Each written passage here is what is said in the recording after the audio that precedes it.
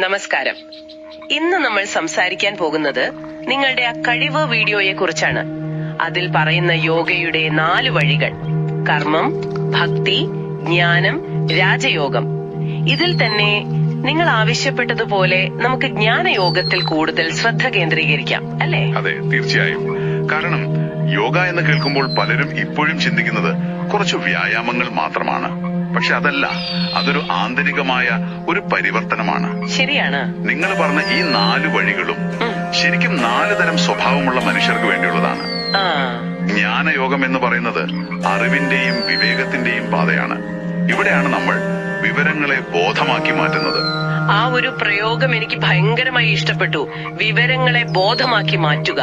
കാരണം വീഡിയോയിൽ പറയുന്ന പോലെ ജ്ഞാനയോഗം എന്ന് കേൾക്കുമ്പോ നമ്മൾ വിചാരിക്കും കുറെ പുസ്തകങ്ങൾ വായിച്ചിരിക്കുന്ന ആളാണെന്ന്. പക്ഷെ അതല്ല, അല്ലേ? അല്ലയല്ല. നമുക്ക് ആ മഴവില്ലിന്റെ ഉദാഹരണം തന്നെ എടുക്കാം. മഴവില്ലിന് 7 നിറങ്ങളുണ്ട് എന്നത് ഒരു ഇൻഫർമേഷനാണ്, ഒരു വിവരം. അതെ, ഗൂഗിൾ ചെയ്താൽ ആർക്കും കിട്ടും. അതെ. എന്നാൽ നമ്മളൊരു മഴവില്ല് നേരിട്ട് കാണുമ്പോൾ അതിന്റെ ആ ഭംഗി, ആ നിറങ്ങൾ, അത് നമ്മൾ അനുഭവിക്കുകയാണ്.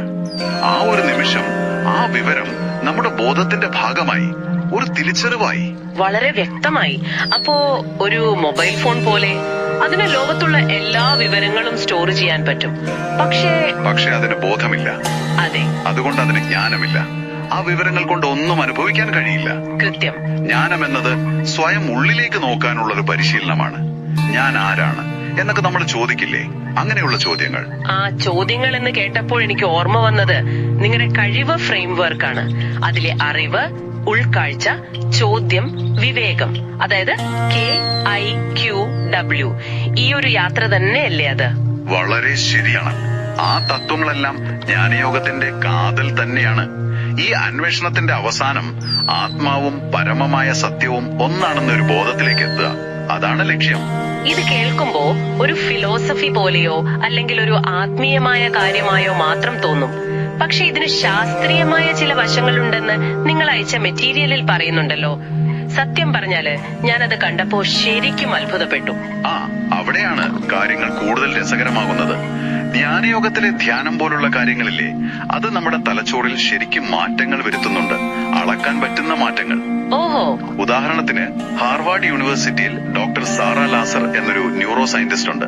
അവരുടെ ഒരു പഠനത്തിൽ പറയുന്നുണ്ട്, സ്ഥിരമായി മെഡിറ്റേറ്റ് ചെയ്യുന്ന ആളുകളുടെ തലച്ചോറിലെ കോർട്ടെക്സിന്റെ ഘനം കൂടുമെന്ന്. ഒരു മിനിറ്റ്, ഈ കോർട്ടെക്സിന്റെ ഘനം കൂടുക എന്ന് പറഞ്ഞാൽ അതുകൊണ്ട് സാധാരണ ജീവിതത്തിൽ എന്താ ഗുണം? നല്ല ചോദ്യം. നമുക്കിതിനെ ഇങ്ങനെ കാണാം. നമ്മുടെ തലച്ചോറിന്റെ പ്രോസസിംഗ് പവറിന് ഒരു അപ്ഗ്രേഡ് കിട്ടുന്നത് പോലെയാണ്. കൊള്ളാം. ഇത് നമ്മുടെ ശ്രദ്ധ കൂട്ടും, ഇമോഷണൽ സ്റ്റെബിലിറ്റി തരും, പിന്നെ സ്ട്രെസ് കുറയ്ക്കാൻ ഒരുപാട് സഹായിക്കും. അവിശ്വസനീയം. അതായത് ആയിരക്കണക്കിന് വർഷങ്ങൾക്ക് മുൻപുള്ള ഒരു പരിശീലനം നമ്മുടെ ബ്രെയിനിന്റെ ഘടനയെ തന്നെ മാറ്റുന്നു എന്ന് ഇന്ന് നമുക്ക് fMRI സ്കാനിലൂടെ കാണാൻ പറ്റുന്നു. അതെ. അപ്പോൾ ഈ ശാരീരികമായ മാറ്റം നമ്മുടെ മാനസികാരോഗ്യത്തെയും സ്വാധീനിക്കുമല്ലോ, ഉറപ്പായും. തീർച്ചയായും. ഈ ആത്മാന്വേഷണം എന്ന് പറയുന്നത് നമ്മുടെ അഹംഭാവത്തിൽ നിന്ന് ഒരു അകലം നൽകും. ഇത് മാനസിക പിരിമുറുക്കം കുറയ്ക്കാൻ സഹായിക്കുമെന്ന് ഇന്നത്തെ സൈക്കോതെറാപ്പി പോലും പറയുന്നുണ്ടല്ലോ. ശരിയാണ്. അതുമാത്രമല്ല, ആഴത്തിലുള്ള ധ്യാനം തലച്ചോറിലെ റിവാർഡ് സിസ്റ്റം ആക്ടിവേറ്റ് ചെയ്യും. അതായത് പുറത്തുനിന്നും ഒരു സന്തോഷം തേടാതെ ഉള്ളിൽ നിന്ന് തന്നെ ഒരു സംതൃപ്തി കണ്ടെത്താൻ ഇത് സഹായിക്കും. അപ്പോൾ ഇതിൽ നിന്നെല്ലാം മനസ്സിലാകുന്നത് ഈ കർമ്മം, ഭക്തി, ജ്ഞാനം, രാജയോഗം എന്നതൊന്നും വെറും പഴയ ആശയങ്ങളല്ല. നമ്മുടെ ദൈനംദിന ജീവിതത്തിൽ ഒരുപാട് പ്രയോജനമുള്ള, ശാസ്ത്രീയമായി പോലും സാധുതയുള്ള വഴികളാണ്. അതെ, അറിവിനെ അനുഭവമാക്കി മാറ്റുന്നതിലാണ് കാര്യം. അവസാനിപ്പിക്കുന്നതിന് മുൻപ് ഞാനൊരു ചിന്ത തരാം. പറയൂ. നിങ്ങളുടെ ഉറവിടങ്ങളിൽ തന്നെ അതിനൊരു സൂചനയുണ്ട്. ഒരു പക്ഷേ ഈ 4 വഴികളുണ്ടല്ലോ, ഇതിലേതാണ് അല്ലെങ്കിൽ ഏതിന്റെയൊക്കെ ഒരു മിശ്രിതമാണ് നിങ്ങളുടെ സ്വഭാവത്തിനും ജീവിതത്തിനും ഏറ്റവും ചേരുന്നത് എന്ന് കണ്ടെത്താനുള്ള ആ ഒരു അന്വേഷണം. അത് തന്നെയായിരിക്കുമോ നിങ്ങളുടെ ജീവിതത്തിലെ ഏറ്റവും വലിയ കർമ്മം?